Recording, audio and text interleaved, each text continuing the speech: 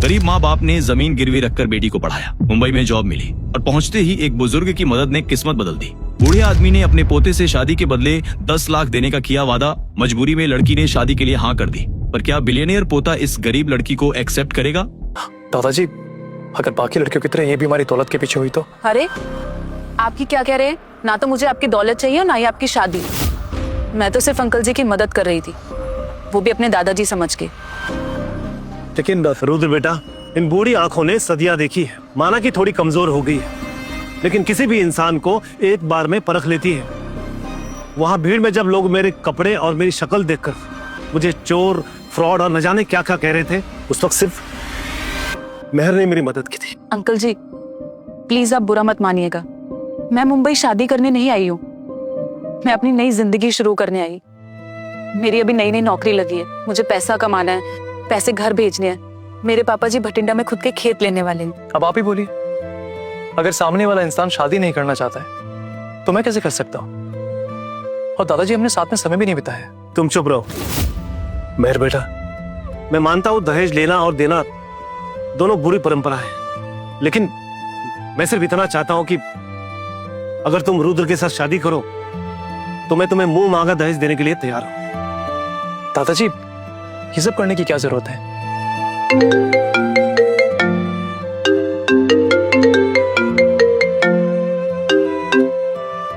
हाँ जी मम्मी जी, कैसी हैं आप? मम्मी आप बिल्कुल चिंता मत करिए, मैं शाम तक पैसे भेजती हूँ। 10 लाख? क्या हुआ बेटा, सब ठीक तो है? अंकल जी मैं 10 लाख में ही शादी करने के लिए तैयार हूँ।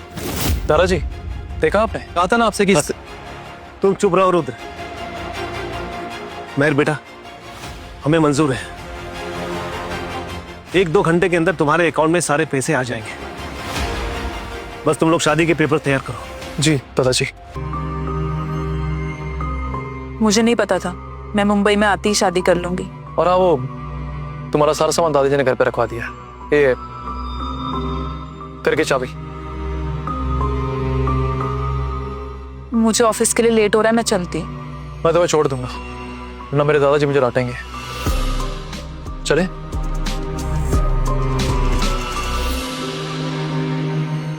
आकाश चलो। वाह, ये अच्छी गाड़ी है। कम से कम इसमें 5 लाख का खर्चा तो होगा ही ना। 5 लाख में इस गाड़ी का ढांचा भी नहीं आएगा।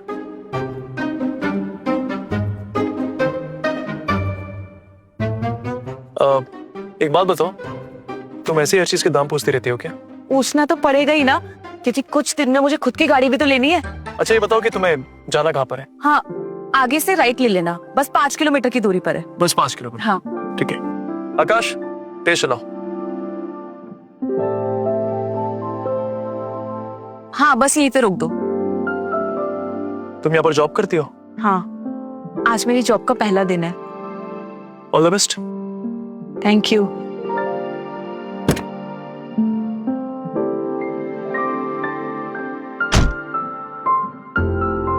सर आप नहीं उतरेंगे? नहीं आकाश, एक काम करो, पीछे वाले गेट से ले लो। एंड मेक श्योर इस बारे में किसी को कुछ पता नहीं चलना चाहिए। Okay? Okay sir. You new girl, तुम लेट कैसे हो गई? मैडम जी वो ना, मैं लगता है तुम किसी गांव देहात से आई हो। तुम्हें घड़ी देखने भी नहीं आती? मैडम जी तक तो वो मैं लेट इसलिए हो गई क्योंकि मैं किसी की मदद करने के लिए रुक गई थी। क्या हो रहा है यहाँ? क्या हो रहा है? काम जल्दी शुरू करो, रुद्र आने वाला है। रुद्र? रुद्र कपूर, इस कंपनी का सीईओ। तुम्हें ये भी नहीं मालूम? नहीं मैडम जी, वो मेरे पति का नाम भी वही है। पति? रुद्र सर तुम्हारे पति हैं? शक्ल देखिए अपनी। नहीं मैडम जी, बस अपनी ये देहाती जुबान से रुद्र का नाम भी मत लेना। हाँ मैम, हम सबको पता है कि आप और रुद्र सर एक दूसरे को कितने समय से चाहते हो, और इसने तो अपने फॉर्म में भी लिखा है कि ये शादीशुदा नहीं है। मुझे मालूम है ये कौन है। और यहाँ क्या करने आई हैं। ये एक फ्रॉड है जिसकी नजर रुद्र के बिजनेस पे गड़ी है। ये सारे गांव की लड़कियां ना एक जैसी होती हैं। अमीर लड़का देखा नहीं कि फसाना शुरू। नहीं मैम, ऐसा बिल्कुल नहीं है। मैं तो यहाँ बस सीखने और आगे बढ़ने आई। चुप, एकदम चुप।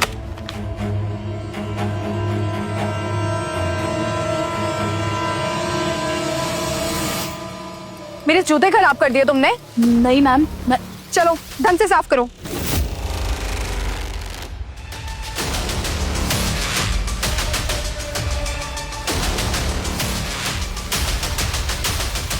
साफ कर ढंग से। बात बात पे आप लोग मुझे ताने मारना बंद कीजिए। तुम्हारे जैसे देहाती की इस कंपनी में रहने की कोई जगह नहीं है। छोड़ो मुझे।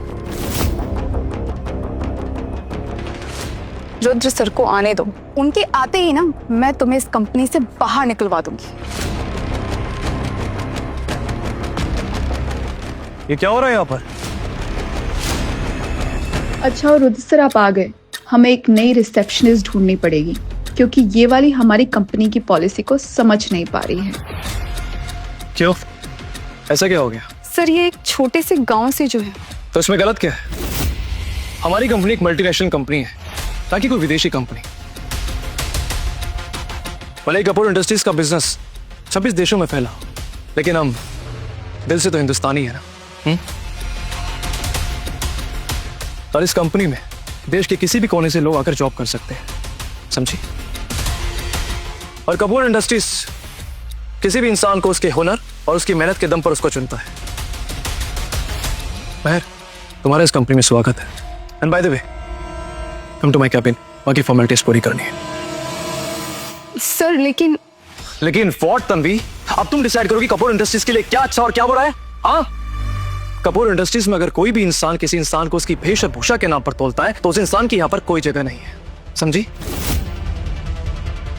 आकाश। जी सर। तन्वी का टर्मिनेशन लेटर टाइप करो। जी सर। बस 5 मिनट में तन्वी का टर्मिनेशन लेटर आपके मेल पे मिल जाएगा सर। नहीं सर, मुझे माफ कर दीजिए सर। मैं ये सब सोचूंगी भी नहीं, करना तो दूर की बात है सर। सर प्लीज मुझे माफ कर दीजिए। Tanvi, this is your last warning, okay? So be careful.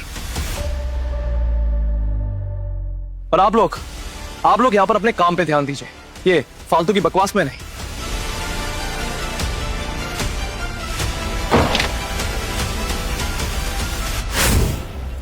आ जाइए। क्या आप इस कंपनी के सीईओ हैं? मैं ना केवल इस कंपनी का, बल्कि कपूर इंडस्ट्रीज के अंडर आने वाली सभी 26 कंपनी का सीईओ। और ऑनर है हमारे दादाजी। तो आपने मुझे नीचे पहचाना क्यों नहीं? मैं उस वक्त में कुछ समझ नहीं पा रहा था, लेकिन तुम ये मत सोचना कि मैं हमारी शादी के बारे में लोगों से छुपाना चाह रहा था। सही किया तुमने। मैं नहीं चाहती कि हमारे रिश्ते का प्रभाव मेरे काम पर पड़े, और अगर हमारी शादी के बारे में किसी को पता चलता तो बेवजह बात ही बढ़ती।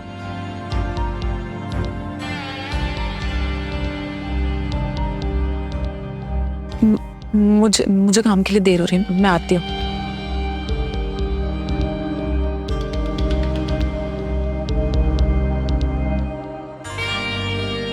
इस लड़की से शादी करना असल में अच्छा फैसला था।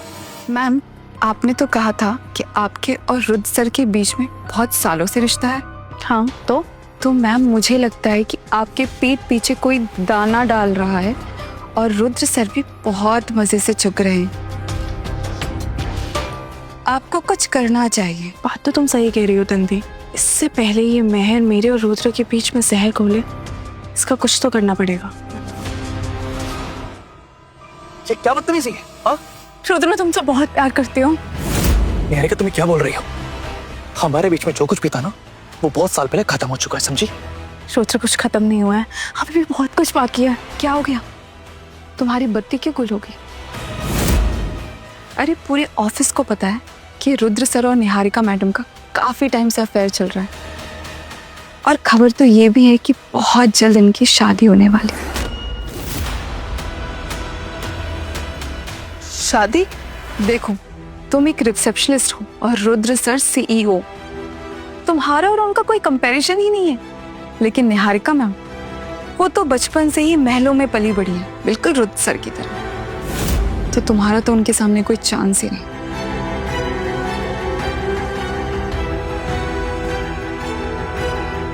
ये रुद्र मुझे शादी का झांसा देकर सिर्फ अपने दादाजी की बात मान रहा है। सर मुझे लगता है कि आपको और मेहर मैम को अपनी शादी के बारे में सबको बता देना चाहिए। नहीं आकाश, इस बारे में सोचना भी मत। क्यों सर? हमारी शादी एक राज है, उसको राज ही रहने दो। इसके बारे में किसी को कुछ पता नहीं चलना चाहिए जब तक मैं तुम्हें ना बोलूं। सर मैं आपसे वादा करता हूँ कि आपकी और मेहर मैम की शादी का जो राज है, ये मेरी जिंदगी का सबसे बड़ा राज रहेगा। किसकी शादी की बात कर रहे हो आकाश? सर ये आपने शुरू किया था, अब आप दोनों समझो। मैं रुद्र, यस निहारिका। तुमने शादी कर ली? हाँ। क्या? किससे? क्यों, तुमसे मतलब? और हाँ, हम दोनों के बीच जो कुछ भी था ना, वो काफी टाइम पहले खत्म हो चुका है। रुद्र, मैं अब भी तुमसे प्यार करती हूँ। निहारिका, अगर तुम इस कपूर इंडस्ट्रीज के अंदर काम करना चाहती हो तो आइंदा मुझसे ऐसी बात कभी मत करना, समझी? देख लो यहाँ से।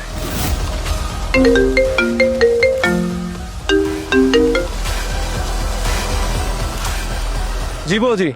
रुद्र बेटा, कैसे हो तुम? सुना है तुमने शादी कर ली और बुआ को बताया भी नहीं।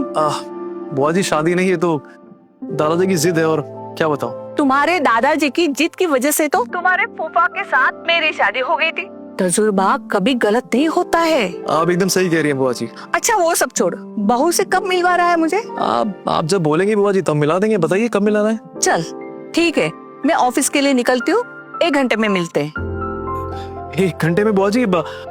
ठीक है आप आ जाइए, मैं आपका इंतजार कर रहा हूँ। ओके जी बुआ जी, नमस्ते। 1 घंटे में? हेलो मैम, आज आप कहाँ जाना चाहती हैं? शॉपिंग, चैरिटी या फिर किटी पार्टी? मुझे अपने भतीजे से मिलना है और इनकी कोई जरूरत नहीं है।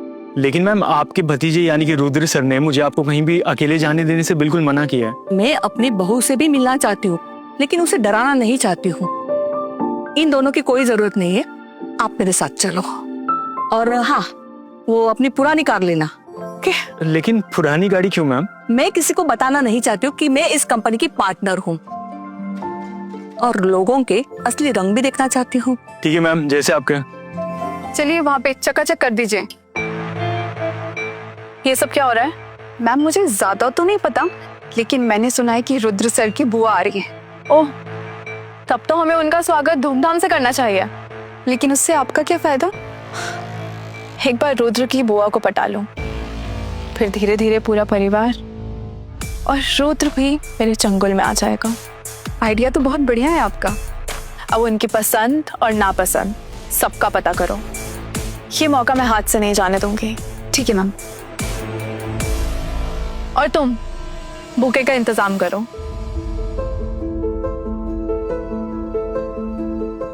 यही रख दो।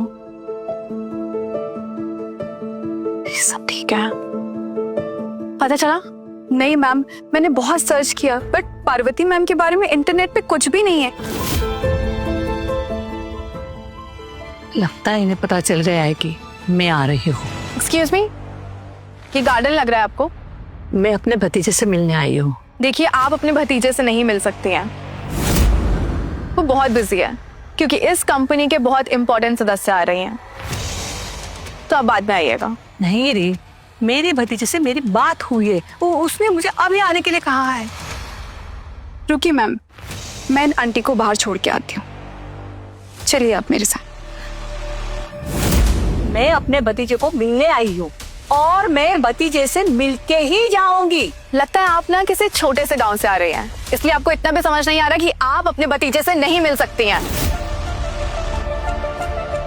लेकिन मुझे आप जैसे औरतों को ना अच्छे से समझाना आता है। गार्ड, बाहर निकालो इन्हें। मैडम। मैंने कहा जाओ यहाँ से, देख नहीं सकते एक बुजुर्ग है। हर बात पे तुम्हारी टांग अड़ाने की आदत है ना। अगर किसी बुजुर्ग के साथ तमीज से पेश आना टांग अड़ाना है ना, तो हाँ। तुम नहीं सुधरोगी मैम, अब आप ही इसकी अकल ठिकाने लगाइए। मुझे पहले ही समझ जाना चाहिए था कि एक देहाती को बचाने दूसरा देहाती तो आएगा। ये बुढ़िया और तुम दोनों ने ना इस ऑफिस का लुक बिगाड़ रखा है। तुम दोनों वैसे ही हो जैसे बिरयानी विद इलायची और कड़क कॉफी में मलाई। मैम, एक बार आप इनसे पूछ तो लीजिए कि किससे मिलने आई हैं। आंटी जी, आपके भतीजे का नाम क्या है? होगा कोई ऑफिस बॉय इनका भतीजा।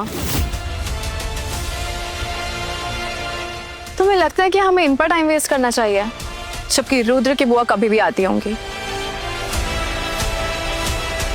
घूर के रही है मैम, एक बार गार्ड, अब इन्हें तुम पूरे तरीके से बाहर निकालो, और अगर ये देहाती बीच में आई ना तो इसे भी बाहर निकाल फेंको।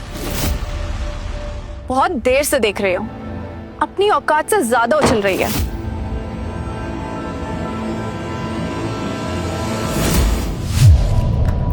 इस शो को आगे देखने के लिए वायरलो ऐप को डाउनलोड करें